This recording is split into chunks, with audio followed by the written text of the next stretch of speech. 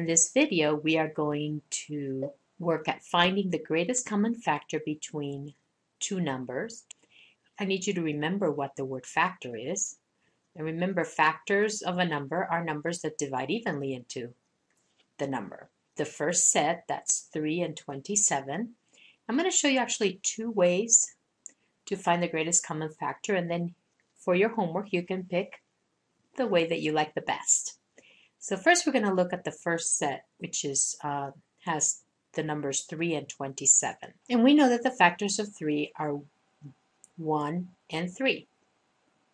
And if you recall from previous videos, that means that 3 is a prime number. 27 is not prime.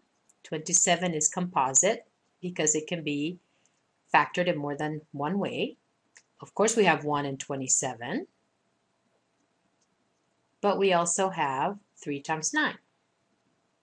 1, 3, 9, and 27 are all factors of 27, and I've put them here in ascending order.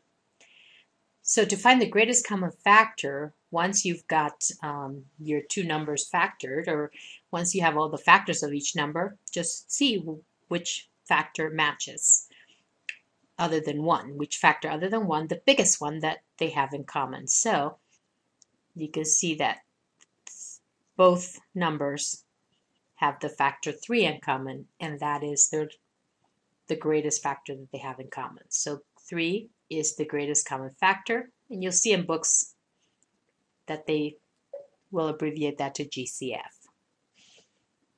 Now we're going to look at these two numbers, 45 and 105, and rather than listing all of the factors that they have in common, because 105 tends to be a little bit of a bigger number, I'm going to show you the other way that you can find your greatest common factor, and that involves finding the prime factorization of each of these numbers. Now, if you recall from another video, the prime factorization is found by just making the tree. And so let's look at the number 45 first. And we know that 5 times 9 is 45. 5 is prime, so now we look at 9. And 9 can be further factored, 3 times 3. So 45 is equal to 3 times 3 times 5. And that's the prime factorization of 45. Now we're going to repeat the process with 105. Now 105 is a bigger number, but we know that since it ends in 5, that 5 goes into 105. So that's going to be 5 times 21.